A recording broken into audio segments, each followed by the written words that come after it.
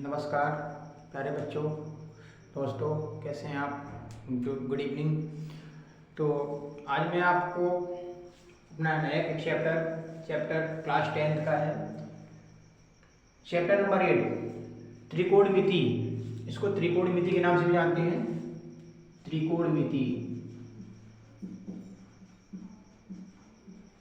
हालांकि यह चैप्टर अभी कक्षा 10वीं के बच्चों के लिए तो नया ही है, क्योंकि अभी तक आप लोगों ने इसके बारे में कभी भी कुछ भी पढ़ा नहीं होगा, तो आप लोगों के लिए नया है।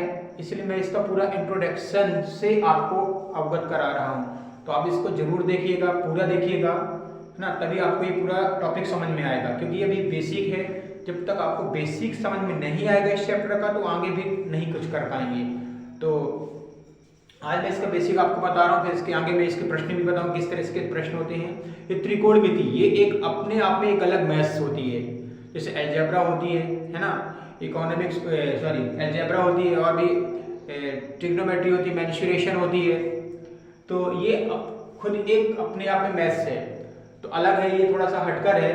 तो हम देखते हैं इसको कि ये त्रिकोणमिति बनी कैसे, है ना। तो हम जानते हैं कि अंग्रेजी शब्द ट्रिग्नोमेट्री की व्युत्पत्ति ग्रीक शब्द जैसे जर्मन होता है, फ्रेंच होता है ना, फ्रांसीसी होता है, तो ये बहुत सारे से शब्द होते हैं। तो ग्रीक शब्द से ट्री मतलब तीन, गॉन मतलब भुजा, मेट्रॉन मतलब माप से हुई है, मतलब तीन भुजाओं की माप से हुई है। अब तीन भुजाओं की माप हम किस में करते हैं, आपको पता होगा। तीन भुजाओं की माप हम करते हैं त्रिभुज में। तो इसमें त्रिभुज लिया जाता है।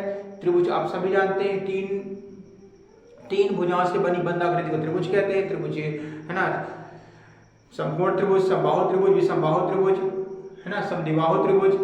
तो ऐसे बहुत सारे त्रिभुज होते हैं, लेकिन इसमें जो त्रिभुज लिया जाता है वह होता है समकोण त्रिभुज, जिसमें एक कोण 90 अंश का होता है, दो कोण न्यून कोण होते हैं। तो ट्रिग्नोमेट्री में समकोण त्रिभुज लिया जाता है, क्योंकि समकोण त्रिभुज में कोण और भुजाओं की माप का अध्ययन किया जाता है। तो इसमें यह बताया गया है कि त्रिकोणमिति में एक त्रिभुज की भुजा और कोणों के बीच के संबंध का अध्ययन किया जाता है। त्रिकोणमिति में एक समकोण त्रिभुज की भुजा और कोणों के बीच को हल किया जाता है। त्रिकोणमिति में एक कोण 90 अंश का होता है तथा दो अन्य कोण न्यून कोण होते हैं, तथा इनका योग जो होता है, कुल योग कितना होता है, कुल योग कितना होता है, 180 अंश। कुल योग होता है 180 अंश होता है। त्रिभुज के तीनों कोणों का योग कितना होता है, 180 अंश होता है। त्रिकोणमिति के 6 अनुपात होते हैं। त्रिकोणमिति के जो होते हैं 6 अनुपात होते हैं। ये 6 अनुपात से पूरी ट्रिग्नोमेट्री बनी हुई है। जो त्रिकोणमिति अनुपात वो 6 है, इन 6 त्रिकोणमिति अनुपात से पूरी ट्रिग्नोमेट्री बनी है। हम इन जानते हैं त्रिकोणमिति के 6 अनुपात कौन कौन से होते हैं। तो पहला है साइन, इसको साइन पढ़ते हैं, हिंदी में ज्या बोलते हैं।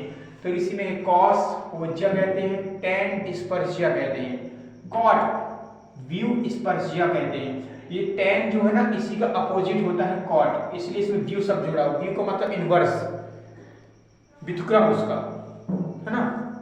और यहाँ पर सेक जो होता है कॉस का उल्टा, इसलिए व्यू को ज्या लिखा हुआ है। यहाँ पर कॉसिक, ये व्यू ज्या मतलब साइन का उल्टा कॉसिक हो जाएगा, कॉस का उल्टा सेक हो जाएगा, टेन का उल्टा कॉट हो जाता है। तो ये पूरे त्रिकोणमिति 6 अनुपात होते हैं। इन 6 अनुपातों को अच्छे से समझ लो, है ना, क्योंकि इन्हीं त्रिकोणमिति जो 6 अनुपात होते हैं, इन्हीं से पूरी ट्रिग्नोमेट्री इन्हीं पर डिपेंड होती है।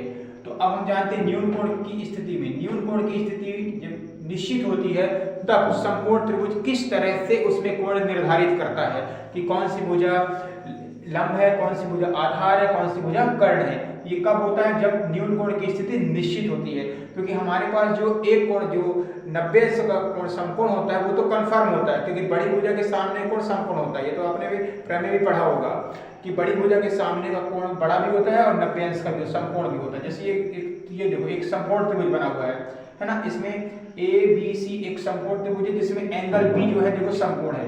ये एंगल B जो है 90 डिग्री का है, देखो ये समकोण माना जाता है। तो इसके सामने वाली भुजा कर्ण कहलाती है, मतलब हाइपोटेनियस कहलाती है।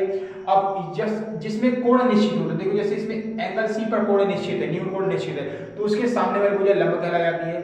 अब जो एक भुजा बचती है वो आधार कहलाती है। इन दोनों भुजाओं को संलग्न भुजा भी कहते हैं। जैसे AB और BC संलग्न भुजा कहलाती है, और AC जो बड़ी भुजा कहलाती है।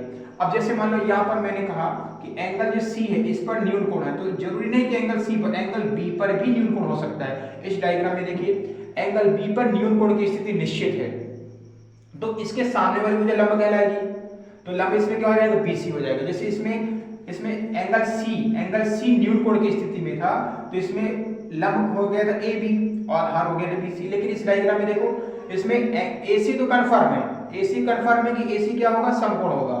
एसी जो है वो कंफर्म है क्योंकि इसके सामने वाले जो कोण है 90 डिग्री का है, और 90 डिग्री के सामने वाला जो कोण होता है वो समकोण ही होता है ना। सामने वाली भुजा भी बड़ी होती है, उसको कर्ण भुजा भी कहते हैं। तो यहाँ पर क्या हो जाएगा, जैसे अब यहाँ पर कोण ए पर न्यून कोण की स्थिति निश्चित है, तो उसके सामने वाली भुजा लंब कहलाया जाएगी, ये इसकी संलग्न भुजा आधार कहलाई जाती है। तो आपको ये चीज अब अच्छे समझ में आ गई होगी। अगर नहीं आई हो तो अब दोबारा इस वीडियो को जरूर देखना।